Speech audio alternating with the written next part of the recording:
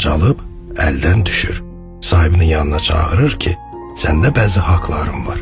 Gəl halallaşaq. Sahibi deyir, necə yəni?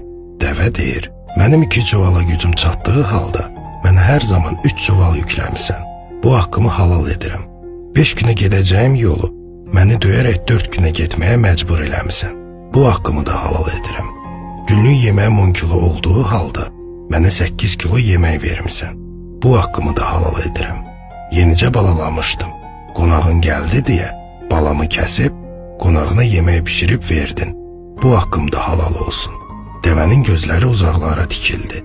Bir neçə saniyə sustu, sonra dilləndi. Amma bir haqqım var ki, onu heç vaxt sənə halal etməyəcəm. 10 ildən çox eyni yolu getdim.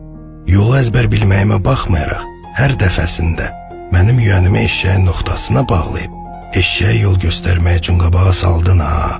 Bax onu sənə heç vaxt bağışlamayacağım.